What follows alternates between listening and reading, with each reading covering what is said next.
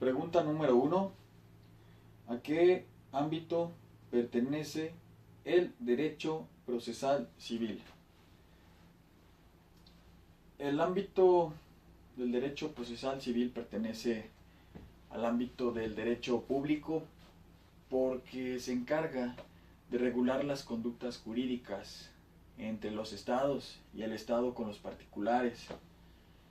Entonces debemos recordar, y para entender de una manera mejor, que el derecho procesal es una rama del derecho que estudia las normas que rigen el proceso, que es la actividad realizada por los particulares y los tribunales. Entonces aquí veremos los diferentes pasos a seguir durante el juicio. La pregunta número 2 dice: explica las fuentes del derecho procesal civil. Las fuentes del derecho procesal civil.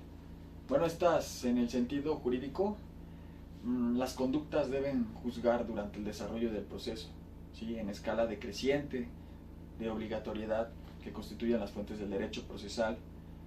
Entonces, siempre que hablamos de las fuentes, pues vamos a hablar de las leyes, las costumbres, la jurisprudencia, las doctrinas, que son los estudios que realizan los estudiosos, valga la redundancia, del derecho, llamados estos juristas. La pregunta número 3 menciona sus características. Menciona sus características, las características del derecho procesal civil. Es adjetiva, instrumental, es como, bueno, más bien es la rama autónoma, principios y objeto. Al referirnos al adjetivo es que es una norma procesal del procedimiento. ¿Qué quiere decir esto? Que son las formas, los medios o maneras establecidas por la ley. Instrumental se refiere a que es el medio para la realización de la justicia, es un instrumento para llegar a. Cuando nos referimos a que es autónoma, porque tiene sus propias normas sustantivas y materiales. Y principios son los inquisitivos, tenemos de dirección y dispositivo. Y la característica de objeto es por el hacer efectivo ese derecho, es por hacerlo efectivo al referirnos por el objeto. La cuarta pregunta dice: menciona y explica los elementos del derecho procesal civil. Los elementos del derecho procesal civil son jurisdicción, acción y proceso, en donde en la jurisdicción se verán las funciones de los tribunales de conocer, sentenciar y ejecutar. En la acción es la actuación por la cual una persona insta o exhorta o pide la jurisdicción para que se pronuncie sobre un asunto. Y el proceso, aquí hablamos del conjunto de las actuaciones judiciales que tienen como objeto la efectiva y justa realización del derecho. Tenemos el siguiente punto: ¿cuáles son las fases del proceso? ¿Cuáles son las fases del proceso? Las fases del proceso, bueno, estas inician con la expositiva. Esa vendría siendo la primera etapa o fase, la expositiva, también llamada postulatoria, polémica o introductoria a la instancia, porque esta es de primera instancia al iniciar con este proceso. Entonces tiene por objeto que las partes, cuando hablamos de las partes, nos estamos refiriendo que hay un actor y un demandado. Entonces estas partes deben de exponer sus pretensiones ante un juez, así como los hechos y preceptos jurídicos en que se basen. Entonces esta etapa o fase expositiva se concreta con los escritos de demanda y contestación de demanda. El actor y el demandado respectivamente tienen que ingresar en esta litis, es decir, dar al juez su versión de los hechos. Para comprender mejor debemos de saber a qué se refiere sobre los escritos de demanda. Al hablar de los escritos de demandas, el actor debe saber cómo realizarlo. primeramente debe saber a quién va dirigido este escrito. Posteriormente va el nombre completo del actor y su domicilio, con la finalidad de recibir alguna notificación. Después, en este documento va a poner el nombre completo de la parte demandada, así como su domicilio de la misma forma, para que también éste pueda recibir alguna notificación y igual pueda ser llamado a un emplazamiento ante algún tribunal. Entonces, en caso de que el demandado, al contestar la demanda, haga valer la reconvención, deberá volver a emplazarse el actor para que éste conteste a ella. La siguiente etapa o fase es la probatoria, también llamada demostrativa. Es un sinónimo, probatoria demostrativa. ¿Por qué? Pues tiene como finalidad que las partes aporten los medios de prueba necesarios con el objeto de verificar los hechos afirmados y la etapa en la etapa anterior, la expositiva. Entonces, ¿a qué me refiero con los medios de prueba necesarios? Ese es un tema que también viene dentro de las preguntas que vamos a ver más adelante, para tener bien en claro cuáles son los medios de prueba que existen. Entonces, en esta etapa, en la probatoria, se desarrolla a través de los actos de ofrecimiento de las pruebas de las partes, después la admisión o rechazo por parte del juez de estos medios de pruebas ofrecidos, posteriormente la reparación de los medios de prueba admitidos y la ejecución o desahogo de los medios de prueba. Posterior la etapa conclusiva. En esta etapa conclusiva, las partes expresan sus alegatos o conclusiones respecto a la actividad procesal que se llevó a cabo desde un inicio, y puede ser por escrito de la misma manera. Y la siguiente etapa pudiera ser la última, que es la resolutiva. Entonces, en esta etapa el juez expone sus conclusiones de todas las pruebas que les dieron las partes. Expone sus conclusiones, emitiendo una sentencia sobre la controversia de las partes afectadas, de estas partes. Con esto el juez pone término al proceso en su primera instancia. ¿Por qué digo que pudiera ser la última fase o etapa? Bueno, si termina ahí, perfecto, pero si una de las partes impugna, esa sería otra etapa, la impugnación. ¿Qué quiere decir?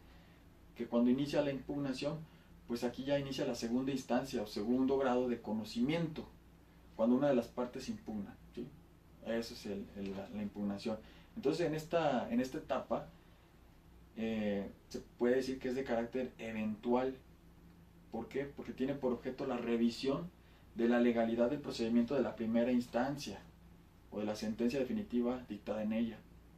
Vamos a revisar uno por uno de los procedimientos y que se haya realizado de manera correcta.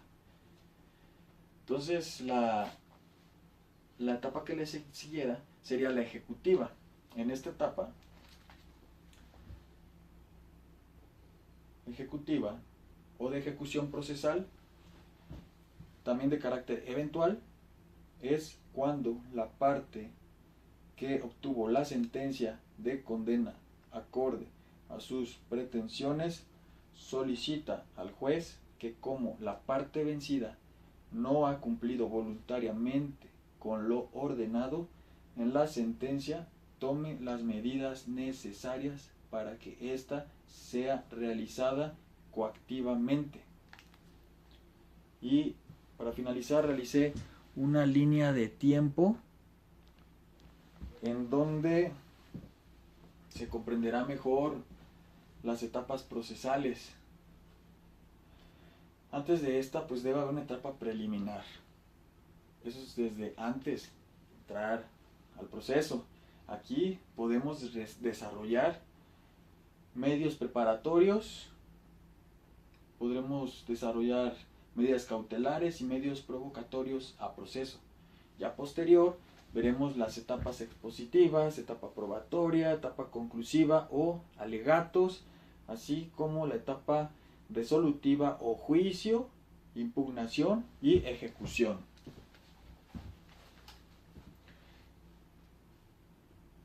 Vale. La siguiente sería en qué consiste el procedimiento probatorio? Siguiente pregunta, que es la número 6. ¿En qué consiste el procedimiento probatorio? Bueno, el procedimiento probatorio es algo simple. Este se conforma con los actos procesales. A través de estos actos procesales se desarrolla la etapa o la fase probatoria.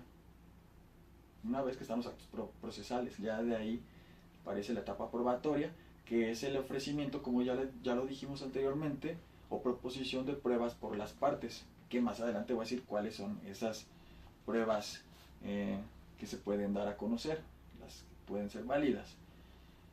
Posteriormente, ya que se ofrecen estas pruebas u ofrecimientos, ya es la admisión o desechamiento por parte de un juzgador o de un juez, ¿sí?, de estos medios de prueba.